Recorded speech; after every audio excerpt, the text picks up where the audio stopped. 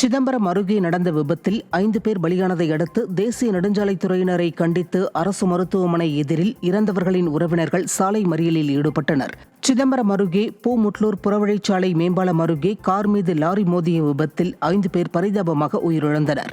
பலியானவர்களின் உடல்கள் பிரேத பரிசோதனைக்காக சிதம்பரம் அரசு மருத்துவமனைக்கு எடுத்துச் செல்லப்பட்ட நிலையில் தேசிய நெடுஞ்சாலைத்துறையின் அலட்சிய போக்கே விபத்திற்கு காரணம் என கூறி இறந்தவர்களின் உறவினர்கள் சாலை மறியலில் ஈடுபட்டனர்.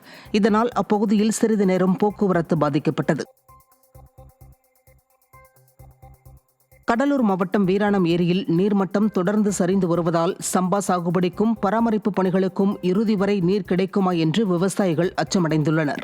முக்கியமாக வீராணம் ஏரிக்கு நீர் வழங்கும் கீழணையில் குறைந்த அளவே தண்ணீர் இருப்பதால் ஏரிக்கு நீர்வரத்து பெருமளவில் இருக்காது என வேதனை தெரிவிக்கும் விவசாயிகள் ஏரியில் ஆக்கிரமிப்புகளை அகற்றி தூர்வாரி நீரை தேக்க விடியா திமுக அரசு அதிகாரிகளுக்கு கோரிக்கை விடுத்துள்ளனர். தூத்துக்குடி மாவட்டம் கோவில்பட்டியில் மாற்றுத்திறனாளிகளுக்கு வழங்கப்பட்ட பசுமை வீடுகளில் சோலார் விளக்கு அமைக்க கோரி கோவில்பட்டி யூனியன் அலுவலகத்தை முற்றுகையிட்டு மாற்றுத்திறனாளிகள் அமைப்பினர் ஆர்ப்பாட்டத்தில் ஈடுபட்டனர்.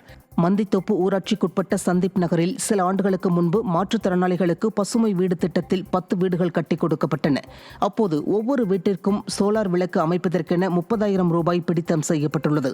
ஆனால் இதுவரை சோலார் விளக்கு அமைக்கப்படவில்லை என்றும் இதுகுறித்து பலமுறை மனு அளித்தும் எந்தவித நடவடிக்கையும் எடுக்கப்படவில்லை என்றும் குற்றம் சாட்டி மாற்றுத்திறனாளிகள் அமைப்பினர் ஆர்ப்பாட்டத்தில் ஈடுபட்டனர்.